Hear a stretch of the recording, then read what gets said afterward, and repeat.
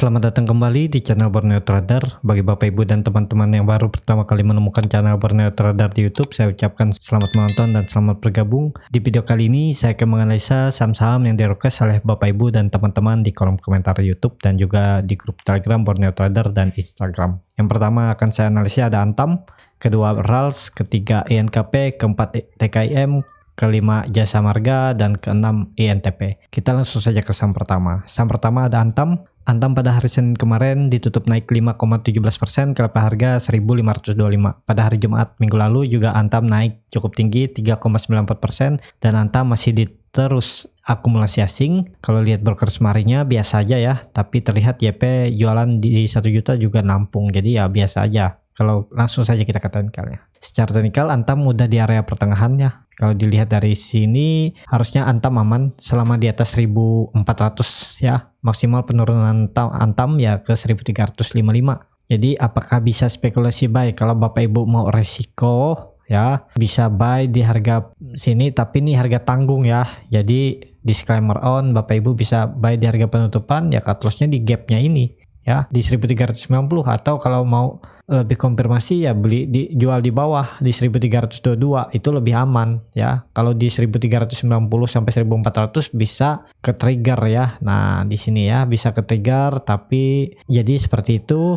Kalau take profitnya terdekat ya 1.650 sampai 1.660 ya, itu 9% ya. Seperti ini strateginya ya. Harusnya aman untuk Antam, tidak ke bawah lagi. Kalau Bapak Ibu mau sabar ya, ini kita hapus. Kalau Bapak Ibu mau sabar, belinya ya di 1.400 ini. Kemarin pas dia breakout Bapak Ibu coba beli ya, cut lossnya ya di bawah 1.300 bisa. Tapi kalau Bapak Ibu yang sudah punya barang dari daerah bawah, apalagi dari 1.200 sampai 1.300 ini, follow the trend aja. Arah Antam masih sangat ke atas ya, minimal di akhir tahun mencoba breakout 1.660 ini. Kalau itu di breakout ya, arah selanjutnya Antam ke 2.000 ya. Target Antam 2.000 di Januari sampai Februari ya, 2.000. Karena kalau dia sudah breakout dari resistannya di 1.180 ini ya, dia akan ke atas ya ke 1.650, dan kalau itu di breakout ya arah selanjutnya ke 2.000.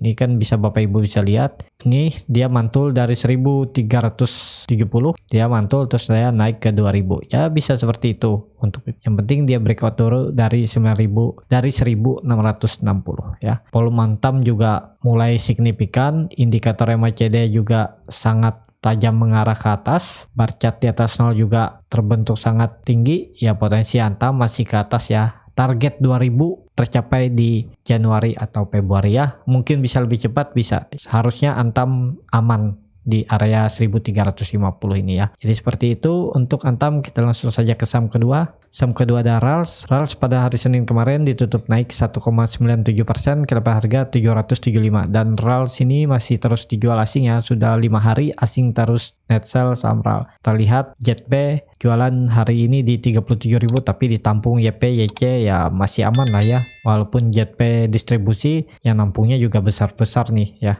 Jadi langsung saja kita ke teknikalnya. Secara teknikal RALS menurut saya aman, wajar masih istirahat karena dia baru breakout resisten dynamic EMA 200, berarti udah terkonfirmasi juga bullish. Walaupun masih sideways ya, sideways-nya ini ya masa istirahat. Kemungkinan besar juga RALS membentuk pola cup and handle ya. Ini cupnya, ini handle-nya. Nah kalau besok dia breakout dari 790 ya sampai 800, itu potensi bagus untuk RALS. Apakah bisa spekulasi buy dengan kondisi seperti ini? Sangat bisa ya Bapak Ibu. Cut loss saja di bawah EMA 20 nya, kita pasang jauh aja di 715 cut lossnya. Targetnya profit di 875, itu 13%. Kalau mampu breakout ya arah RALS ini ke 1.000 minimal, bahkan ke 1.100 ya. Dan RALS ini akan bagus kalau sudah di atas 875 ya, bisa terkonfirmasi strong uptrend ya, sangat mudah dia ke 1.100 untuk RALS. RALS masih berpotensi ke atas minggu ini, semoga bisa 875 dicapai dalam minggu ini ya. Jadi seperti itu aja untuk RALS. Kita langsung saja ke saham ketiga. Saham ketiga ada INKP. INKP pada hari ini ditutup turun 0,7% ke harga 10.775 dan INKP dibeli asing setelah hari keempat dia net sell yang sangat besar. Kalau dilihat broker summary-nya biasa aja. Kita langsung saja ke teknikalnya. Secara teknikal INKP ada di area pertengahan. Apakah bisa spekulasi buy? Menurut saya jangan dulu karena bisa berpotensi INKP koreksi lanjutan dan mengarah ke 10.000 bahkan ke 9.550. Idealnya INKP ini dibeli di 10.000 sampai 9.600 daerah sini ya. Karena ini sudah di area pertengahan walaupun ada potensi INKP kembali rebound dan menguji resisten terdekatnya di 11.360 dan lanjut ke 13.780. Ya. INKP ini akan bagus kalau sudah di atas 13.780. Indikator MACD sangat tajam mengarah ke atas tapi volume dalam kenaikan dan koreksi 2 hari ke belakang kecil ya. Jadi masih perlu hati-hati nih.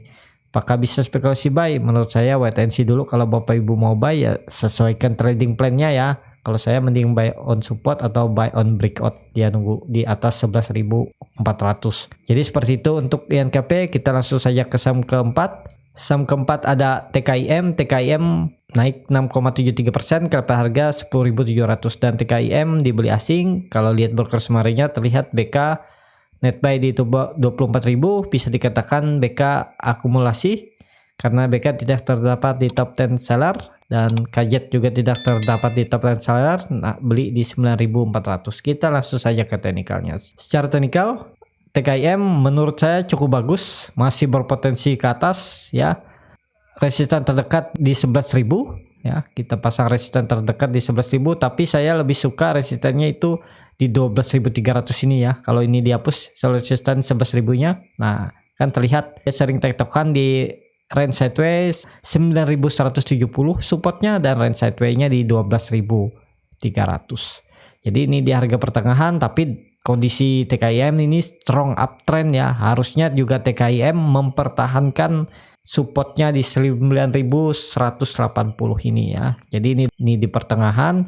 Apakah bisa spekulasi buy dengan kondisi TKIM strong uptrend dan supportnya ini agak jauh semua ya. Kalau seperti ini Bapak Ibu bisa menggunakan support candle hari sebelumnya ya, lower candle. Jadi kalau Bapak Ibu mau buy TKIM di harga penutupan hari Senin, cut loss saja di sini ya, di lowernya ini di 9.800 itu dengan kondisi 8% kerugian, target profit 12.000 terdekat bahkan bisa ke 12.300, jadi sekitar 13% ya. Jadi seperti itu untuk TKIM, tapi ini disclaimer on, jangan tanyakan kalau nanti ini ke trigger karena ya ini dekat walaupun nggak mungkin dalam satu hari dia koreksi dalam karena maksimal koreksi di 7%. Jadi mungkin 2 hari dan TKIM ini sering membuat shadow panjang ke bawah. Jadi perlu hati-hati kalau besok dia koreksi, mending buy-nya nunggu koreksi ya. Karena di harga sekarang kalau dia koreksi besok, lusanya dia koreksi lagi dan membuat shadow panjang seperti ini nih. Ya. Jadi bisa kena nih trigger cut loss Bapak Ibu ya di 8%. Kalau dia turun di 4% aja, dia turun besoknya 4% kena trigger. Jadi perlu hati-hati ya. Mending saya bilang tadi buy on support atau buy on breakout aja. Kalau dia breakout dari 11.300 nih potensi juga bagus ke 14.300. Jadi seperti itu untuk TKIM masih berpotensi mengarah ke atas karena TKIM strong uptrend. Kita langsung saja ke saham kelima. Saham kelima ada Jasa Marga. Jasa Marga pada hari Senin ditutup naik 1,78% ke harga 4.560. Jasa Marga dibeli asing.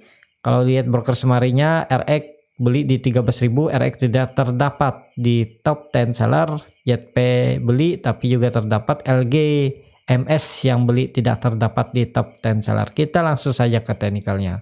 Secara teknikal Jasa Marga cukup bagus. Hari ini dia tutup pas di resistennya 4.550, dia tutup di 4.560 jadi breakout dan harusnya Jasa Marga juga mempertahankan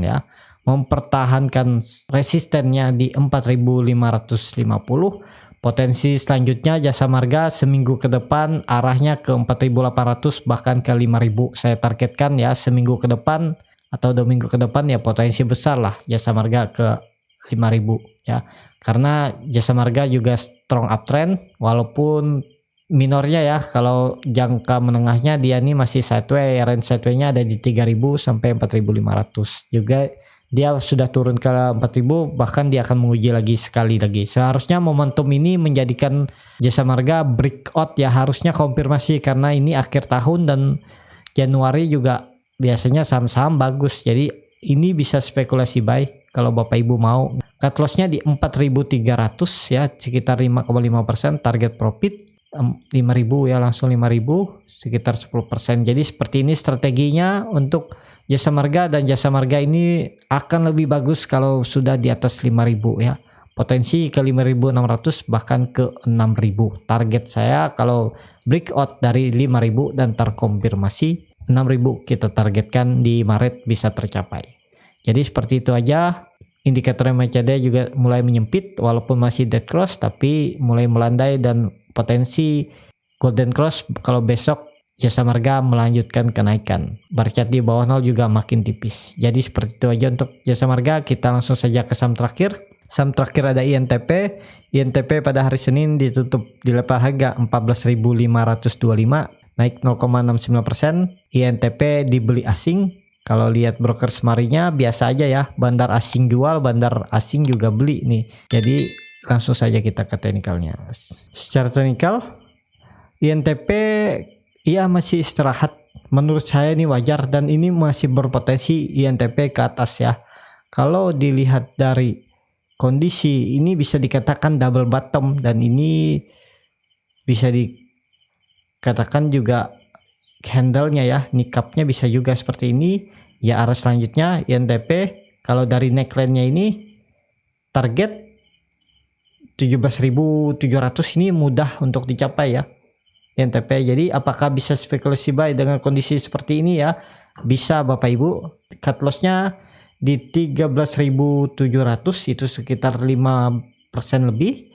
Target profit tetap terdekat di 16.000. Kalau itu mampu di breakout, target selanjutnya ke 17.720, itu sekitar 20%. Jadi seperti itu strateginya kalau mau beli INTP. INTP cukup bagus, harusnya INTP tidak akan turun lagi lebih dari 14.000. Jadi seperti itu aja untuk INTP. Indikator MACD masih membentuk dead cross, tapi menurut saya kalau besok INTP rebound ini akan berbalik arah, dan bar chart di bawah 0 juga makin tipis. Volume mungkin besok akan meningkat kalau dia bisa melewatin minimal di 15.000 lah. Dia tutup di 15.000 besok cukup bagus. INTP di hari Rabu akan naik lebih tinggi. Jadi seperti itu aja untuk INTP. Masih perjalanan INTP masih jauh ya. Target 20.000 juga bisa ya. Karena INTP sudah terkonfirmasi breakout dari resistance sideways-nya yang terbentuk dari bulan Maret, dan juga breakout dari terkonfirmasi double bottom, dan mungkin dia juga terkonfirmasi membuat cup and handle. Jadi potensi sangat bagus untuk chart INTP. Ya, seperti itu aja untuk video kali ini. Terima kasih untuk Bapak Ibu dan teman-teman yang sudah menonton video ini sampai habis. Apabila channel Borneo Trader ini bermanfaat dan bisa menjadi bahan pertimbangan Bapak Ibu dalam membeli, menyimpan, dan menjual sahamnya, bisa klik tombol berlangganan dan nyalakan lonceng notifikasi. Ada kritik, saran, ataupun pertanyaan bisa langsung tinggalkan di kolom komentar. Terima kasih untuk Bapak Ibu dan teman-teman yang sudah dukung channel Borneo Trader di saweria.co/Borneo Trader. Bapak Ibu juga berkontribusi dalam mendukung pembelian buku-buku bacaan untuk kita sumbangkan ke anak-anak pedalaman Kalimantan. Sampai ketemu di video selanjutnya. Terima kasih.